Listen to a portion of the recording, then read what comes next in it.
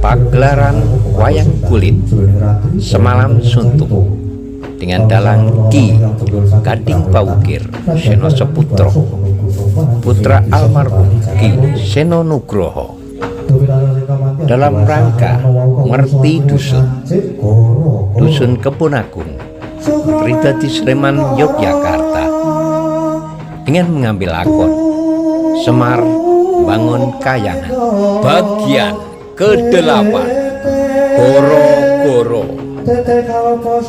Selamat mengikuti acara ini sampai selesai hanya di channel Keli SP, channelnya orang Jogja yang memang istimewa. Silakan like, komen, dan subscribe serta share kepada teman, sahabat, famili dekat, rekan bisnis, dan hande dolan dimanapun berada di seluruh Indonesia. Salam budaya, lestari budayaku. Suatu perbawaning goro-goro. Nah, goro-goro ingkang dumating Jawaning Pakliran Sakti amung ngurmati Jilira Parapat Gunung Kawan, Kilurah Sumargareng Petruk Sumawono, Kilurah Bagong ingkang sama gegojekan madyaning ora ronggo alon arire.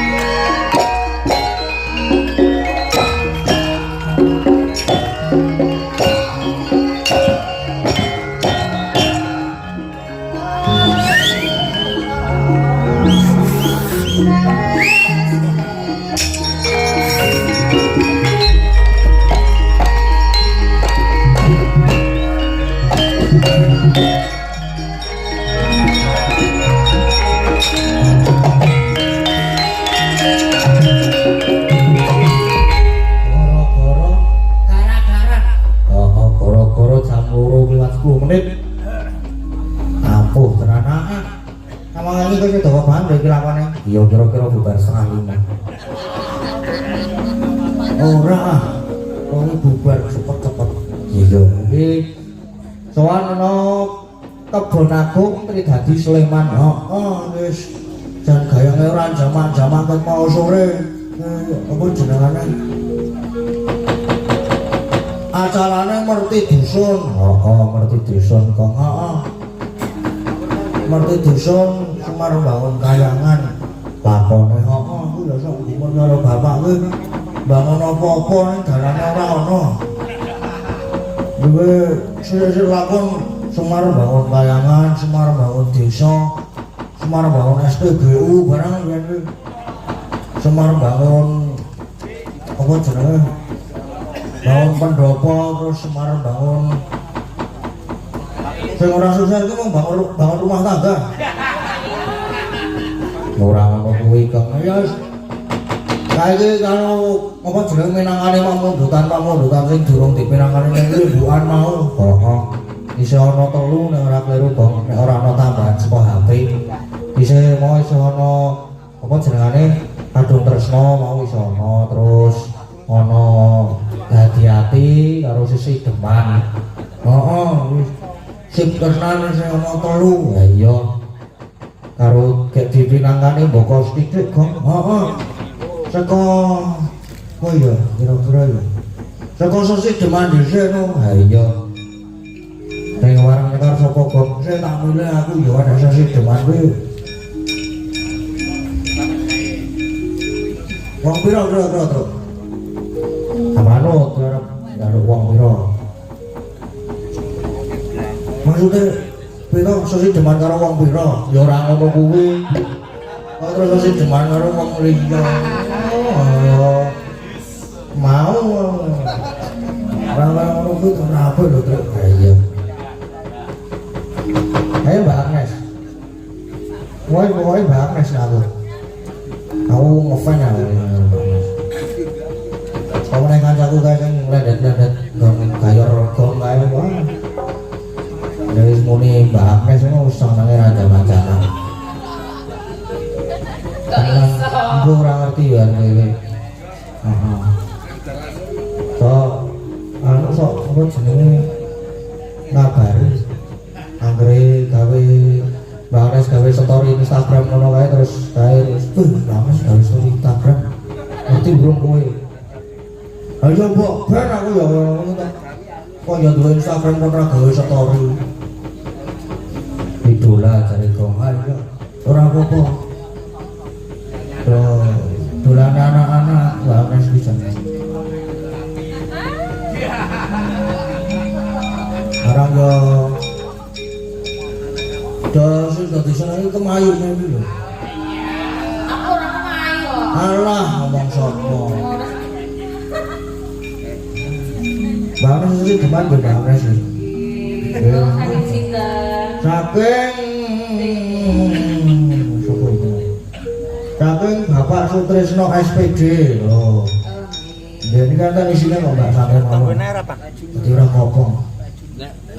Jangan pun pulang. Sami-sami urung dinae kok matur nuwun. Jangan pun pulang gini. Ngangge jas pulang mboten napa-napa. Ya nek ora berubah pikiran aku. Ayo Mbak. Dibawani, Mbak. Wah, lah ya dibawani ya sing amene. Ora lagi jam 2:04 kok. Sore jam 2:04 itu sudah baru-baru. Apa ora masalah. Petro, tanggapanmu tentang wayangan bang iki wah gayange ra cawak-cawak kok. Heeh. Ki Mbak Tating barang ya bintang tamune sing nang kono. Wis entek kontrake. Saiki giliran sinden-sinden. Ingkang mersani ugi tasih kathah. Utusnya kata wah jangan wis manten top markotok. Aku dadi semangat aku nek koyo ngene iki. Surah aku mau tenan ya Truk. Lah opo? Mau kula aku tuku blangkon kecilikan. Mau stok kandhake nang limbukan. Ayo balane meneh to. Aku wis aku kok pesan mat gawe nang anu ya. Blangkon ireng polos ukuran 57. Ya, Kuwi. Terus Lah kok wingi wayangane omah iki terus apa jenenge ini blawone dadi. Oh, ya kene tak jajale no nang omah iki pluk wah jan pinuk ae. Pondasku saya gede kok ya Truk ya. Kok menawa. Aku terus mau sore aku tangi turu gitu.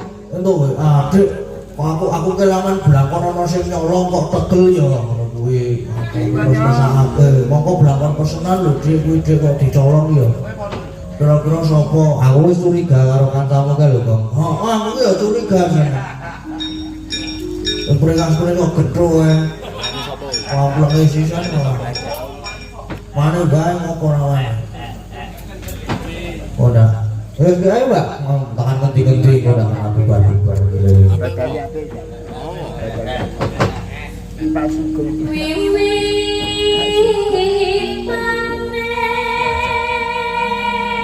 Piro nene basawe?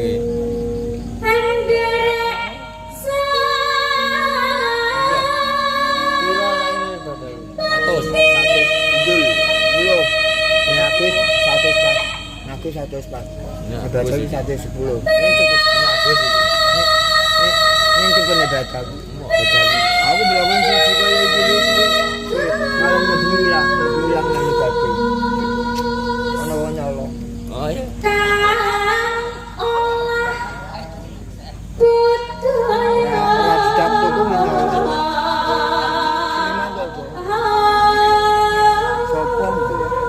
Siapa titik. Ora suarane ndak apa ya. Heeh. Piye ya carane ngono ya. Aku bingung nek ora suara kuwi. Ana remote ora lho. Nyedot. Nyedot apa? Maksudnya Enggak. nyedot ambegan sik. Marake traveling. Sik tarik nafas dah. Ayo tarik nafas ora kepenak kok nyedot. Lah ya kan nyedot. Waduh. Iya maksud maaf. Pikiranku dadi positif. Wah, kenapa batik? Ayo, Mbak. Ayo. Sowan menyang Bisa.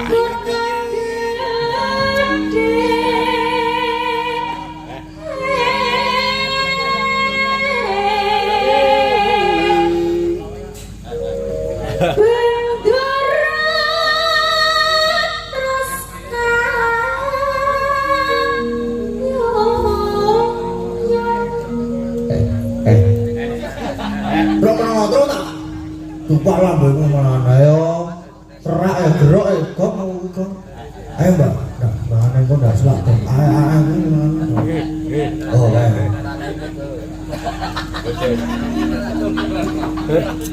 oh jangan hati-hati mau nak ketularan mau kan biasanya mati loh mau nak tekan terus ya ayo bayong yo tapi nek dirasani omong sero-sero ku ra krungu. Masa dirasani alon-alon ku malah terus krungu. Tenang ku, tenan ngalami ya. Terus ngomong iki to. No terus. Hati-hati kok ora ada. Ora kuala kok ae. Nak ra udute. Aduh tenan to. Mbak. Lo wong nang kene. Jangan tuh. Belum. Ora apa-apa.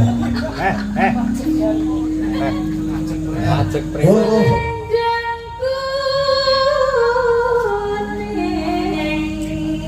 Kowe ora ngeratane salanter gerem sak putus.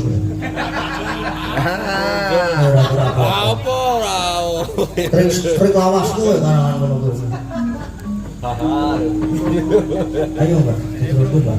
Dan saking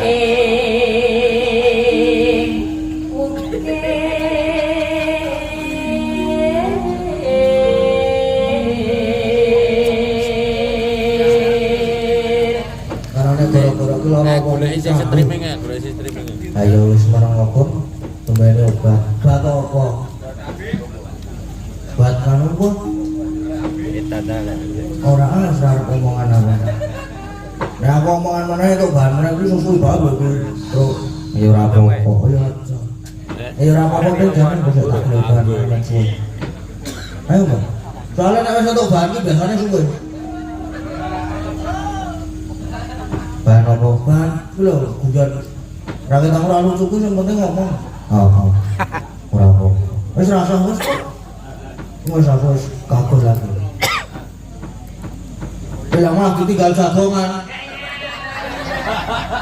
Dalamnya tuh. Ya ayo malah tinggal. Tak kira wis rampung. Karena ini kejagungan malah gitu bang.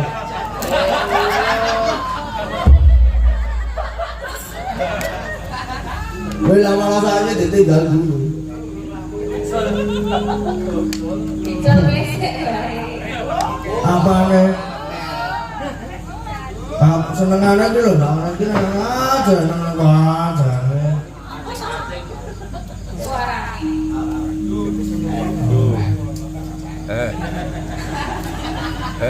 Suara kurang pranono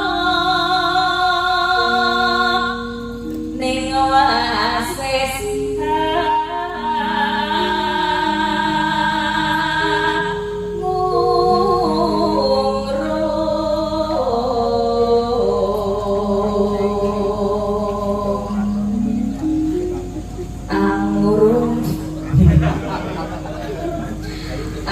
Ngurung marang bendera ya sules ya pijer ngincangake alis Laisa Romawi. terus no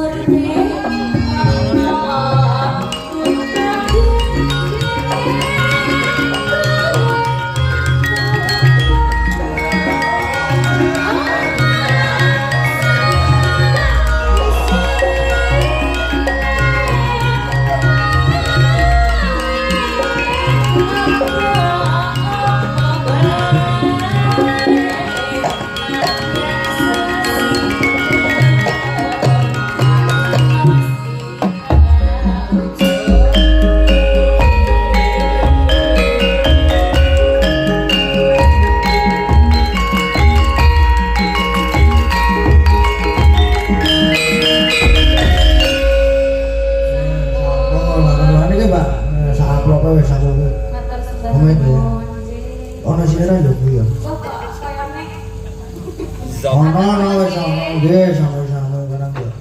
Aku ki apa jenenge kaya ngene iki nek entuk saweran ki wah. Ora tak go mulih dhewe. Waduh, terus kepiye to? Iki yo nek umpama ki wayangan tanpa kanca-kanca yoga ki ora mlaku ana terus ha iya. Dadi yo karang saking apikku ki iki dadi ya iku dikukas kanca-kanca ki tak lumpuhke iki. Wah jan tepuk tanganku dong. Tepuk tanganku kudu tepuk tanganmu. Tepuk tanganku ki aku dhewe sing keplok-keplok ki. Oh padake kowe iki Mas. Iki Mas Danu ya tak titipi engko nek ora nang rebutan ya Mas Danu diantemi bareng-bareng.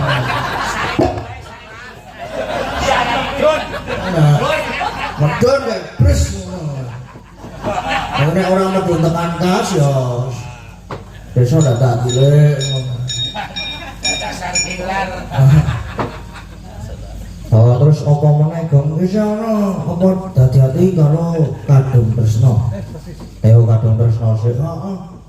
Kadung Tresna ki sapa ya kira-kira ya? Mbak Saras. Ora kena apa, Mbak? Tak gadek lho HP-ne malahan. Gadek HP-ne. Duwite kok kasih kanca-kanca. Cocok ngono kuwi. Heeh.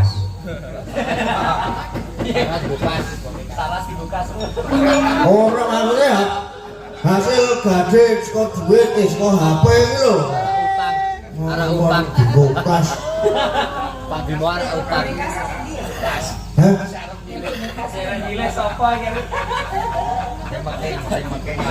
Jangan kok do koyo ngono kuwi ora apik, aku ki melu.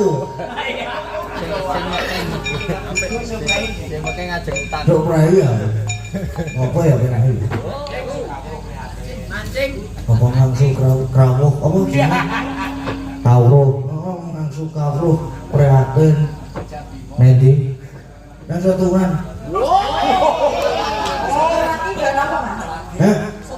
Aku yo ora ngerti kok apa. Gacoan, gacoan. Megacoan kuwi lho. Ora nang selokan mancing. Golek lele lokal.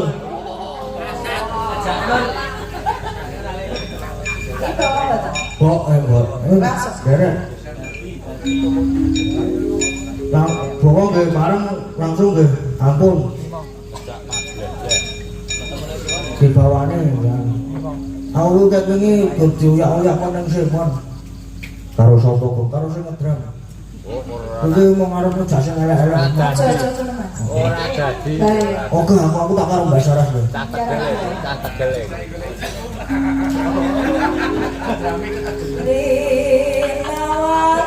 Dantenan.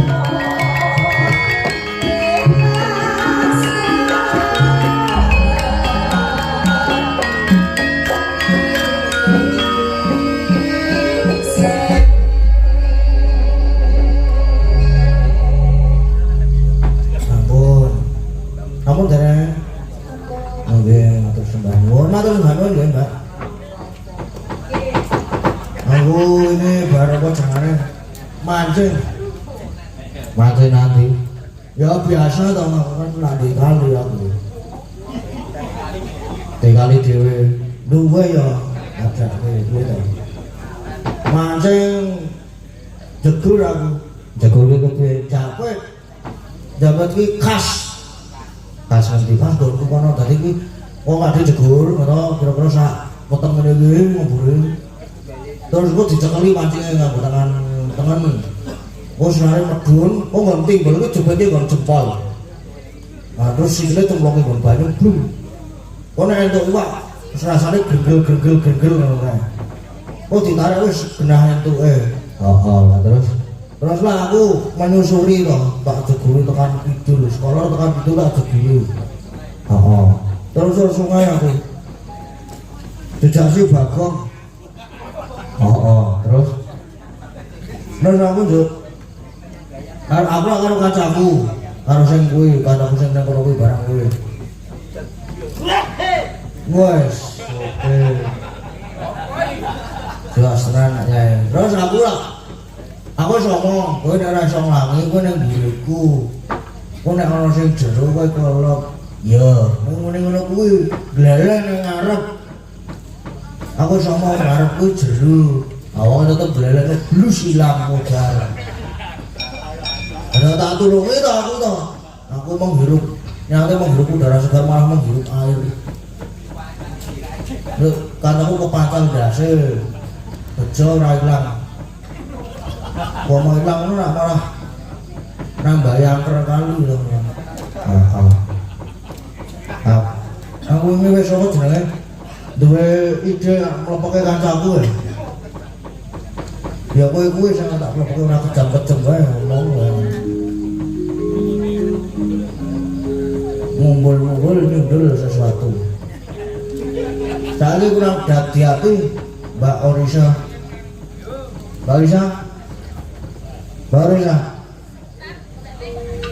kamu itu digulai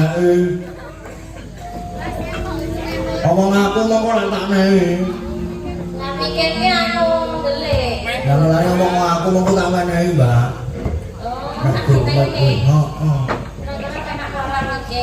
ayo padha kancane iki lho tak padha karo liyane iki lho ben iki lho lah iya kan beda iki yo iki penak dewa kan nek omongan kowe ngene iku dudu digenah kowe mengko ndak apa jenenge dadi perkara salah paham nggih nek kaya ngene iki penak go nek ngadeg mengko ndak salah ing pinaham bener Mas bener ya disalahke ora apa-apa jenenge kok hati-hati ya Mbak sampeyan manggundukan saking dari Mbak Linda Singapura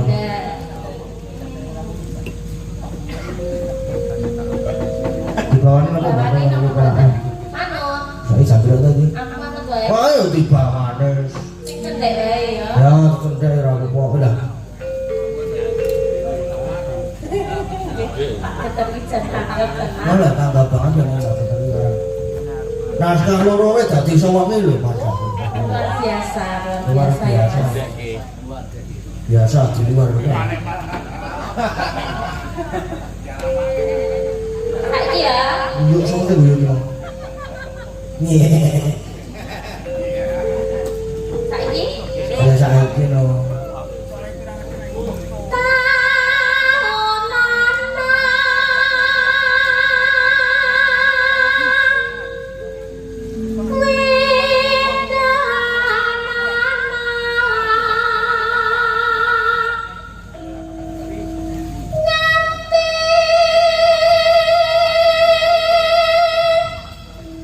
Piku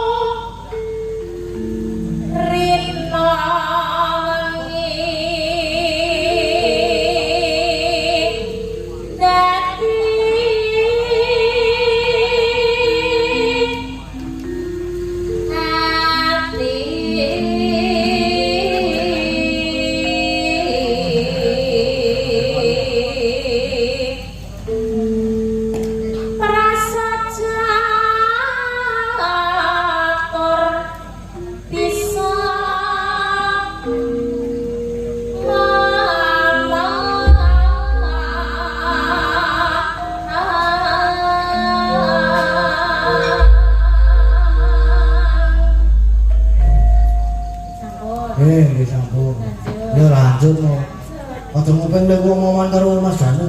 Aku penasaran, pengen ngerti. Oh, aja ngerti. Ini urusan laki-laki. Soalnya Mas Danu ki bab kuwi terus. Ya mulane kuwi aku lak iki lagi sinau iki, Pak.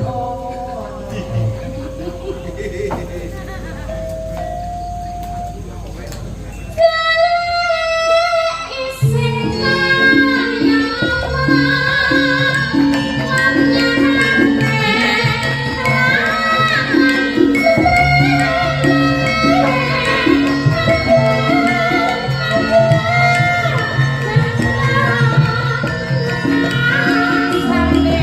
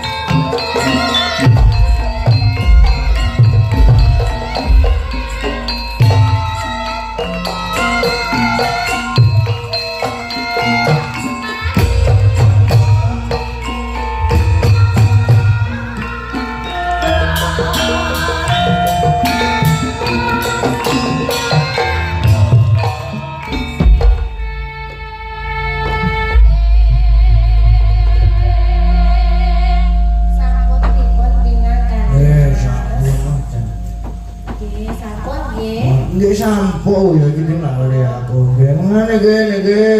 Sampun sampean bener. Kok sami-sami. Apa jenenge? Apa mau omongan apa terlalu aku kerja? Apa dangdut ke? Apa sih dangdut ke? Ya sak pirang apa jenenge? Pirang lagune terus arep terus. Ayo. Jam piro kae iki? Ana lagi jam 3 kurang seprapat kowe kok. Ayo sih. Sesuai kok bisa. Ya sak lagune lah ya, nggo penutupan, nggo gayang-gayang. Apa kok? Perahu layar. Terus ojo dipleroke lho jare siji. Senengane Bagong ki omongane ora iso di. Ayo wis siji wis ora masalah aku tak nggo nyegerake awak. Perahu layar. Perahu layar. Sing sapa jenenge? Sing nyekel kurlah main gayang. Kita lihat kekompakan dari Sudan warga laras wis kat biyen nek kompak. Oh iya.